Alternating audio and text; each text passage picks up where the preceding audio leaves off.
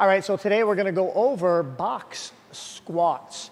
And I'm going to go with my trusty partner here, Maria, who's going to demonstrate the box squat. Now here's the thing with the box squats. When we look at the power lifts that are out there, the main power lifts being the bench press, the squat, and the deadlift, what you'll notice is that the best in the world practice the back squat doing a box squat. As a matter of fact, they rarely, if ever, actually squat without doing box squats. The only time you actually see them doing a back squat without the box is actually in competition. So, why don't we take a look first at what the box squat is, then I'll have Maria rack it and we'll discuss the little intricate details that you'll need to focus on. So Maria, if you could, let's do 3 repetitions.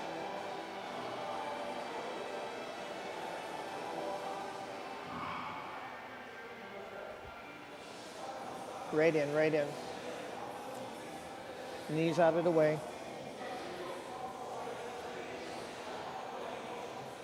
Beautiful. Rack that, please. Okay, nice. So, the box squat looks like a back squat because it's supposed to, but there are some perhaps subtle details that you may not be picking up on that we need you to be picking up on. So what are they? So you can certainly look at the back squat video tutorial if you need to master the back squat, but here's what's going on with your box squat. So Maria's feet are slightly wider than her hip, and you can even be generous about how wide you want to go. Now when we talk about the feet, the width of the feet, what we're really talking about is the width from the heels. So you want to get your heel, Maria, if you could just turn face camera for a second, and we're going to go, in this particular case, we're going to go as wide as the box. And then with her heels on the outside, she at that point is then going to rotate her toes out ever so slightly.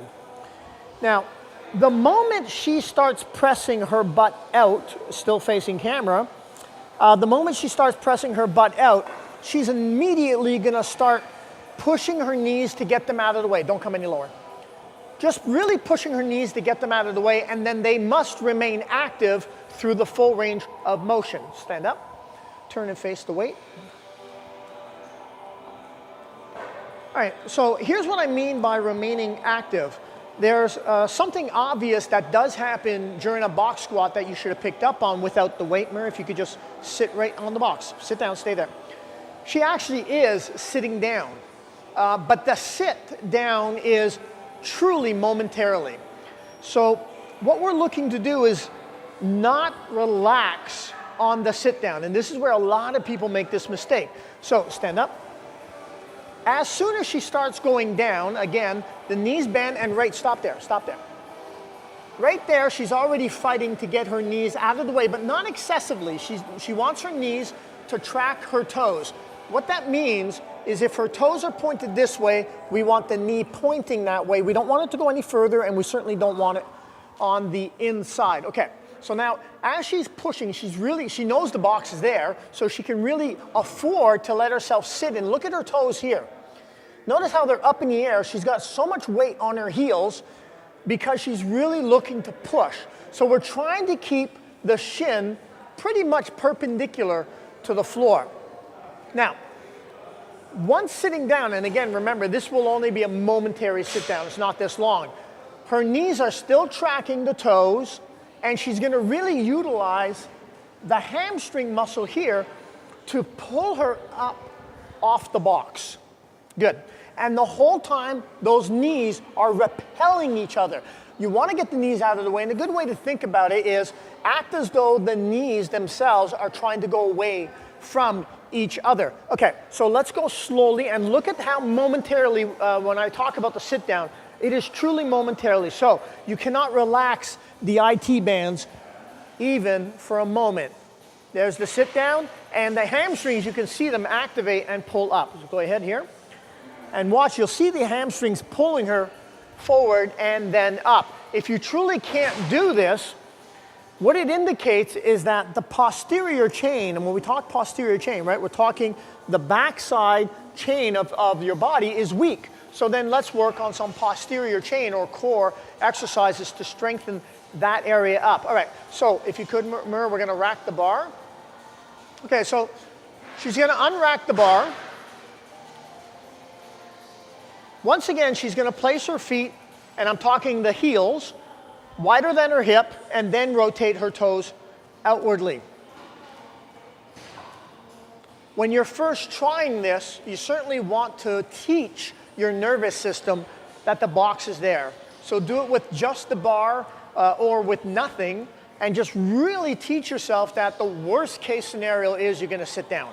All right, so from here, the moment there's a slight bend in your knees, right there, already you're starting to repel the knees from each other. So we're really starting to activate the whole IT band to pull the knees wide to make sure that they track her toes, all the while, how deep can she sit into that box? Good. Hamstrings will pull you up. Keep going.